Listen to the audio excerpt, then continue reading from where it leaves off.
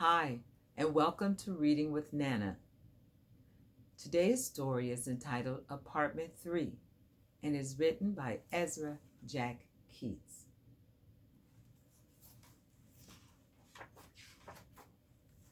The rain fell steadily. It beat against the windows, softening the sounds of the city. As Sam gazed out, he heard someone in the building playing the harmonica.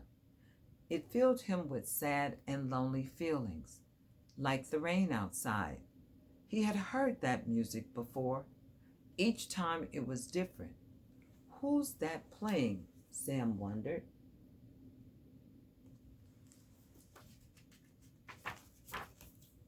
Sam went into the hall and listened. No music. His little brother Ben tagged along. Sam listened at the door across the hall. Crunch, crunch, crunch. Crunch, crackle, crunch. Someone or something turned the knob.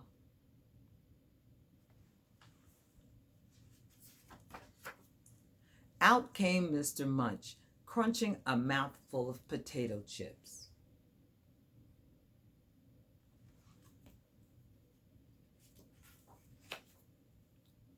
They waited until he was gone. There was one door left on their floor. Through it came smells of cigarettes and cooking. A family was arguing, but no music.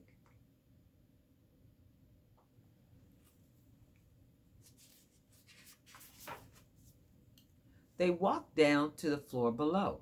A dog was barking, real mean, in apartment 9. Next door, a mother sang softly to her crying baby. At apartment 7, not a sound.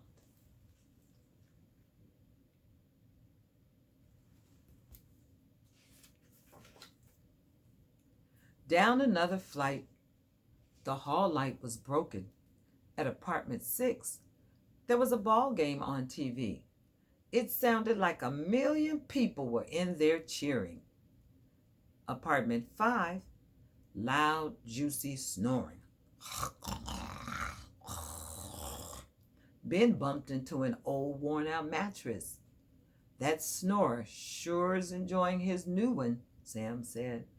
Apartment 4, more yelling.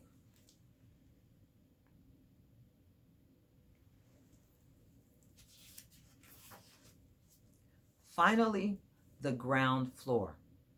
The door of apartment 1 opened. The super, Sam whispered. They hid under the stairs. The super grumbled to himself as he left the building and slammed the door. That guy hates everyone, said Ben.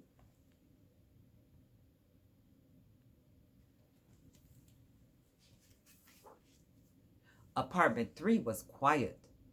Just a container of milk outside the door. They stopped in front of apartment 2, Betsy's door. Sam thought, maybe she'll come out and I'll say hello to her. He decided to hang around. Let's rest a little, he said. They sat on the steps, but no Betsy and no music. Come on, let's go home, said Ben.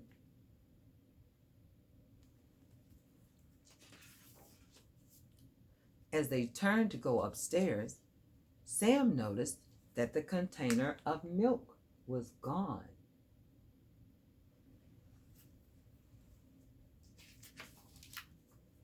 He went over to take a good look.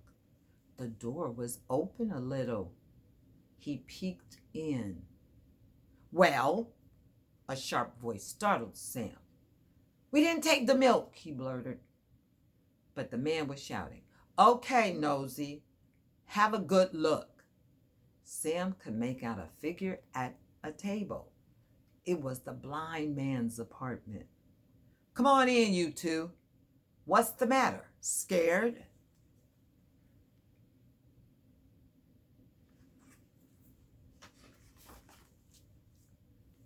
They were so scared they went in. There's the milk, Sam shouted. We didn't take it. Who said you did? Snapped the man. I brought it in myself. Stop shaking, kids. Shut the door and sit down.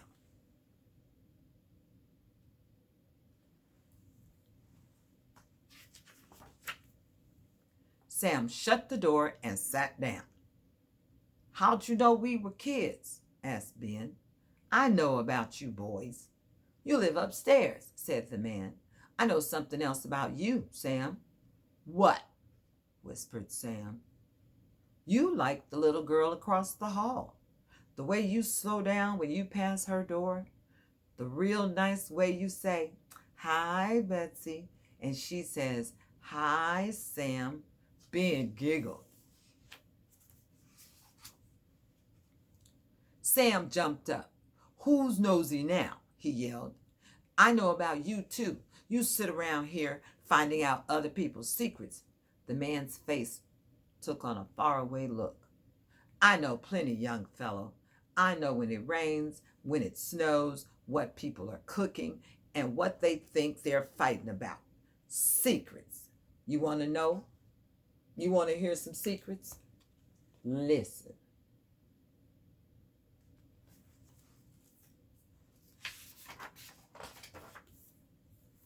He stood up suddenly, raised his harmonica to his mouth, and began to play. He played purples and grays and rain and smoke and the sounds of night. Sam sat quietly and listened. He felt all the sights and sounds and colors from outside had come into the room and were floating around. He floated with them. Ben's eyes were closed, and he was just smiling.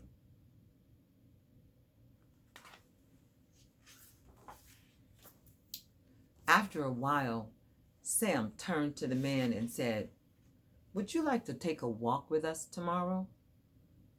The music became so soft and quiet they could barely hear it.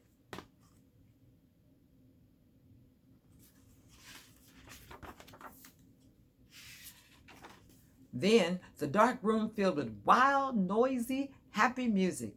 It bounced from wall to wall. Sam and Ben looked at each other.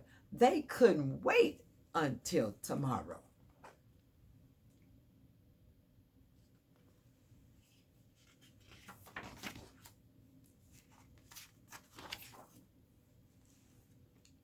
And that's the end of our story. Thank you for joining me and tuning in to Reading with Nana. If you like the story, please click like. If you like the way I read it, please click like or subscribe. Thanks again for tuning in. Until next time.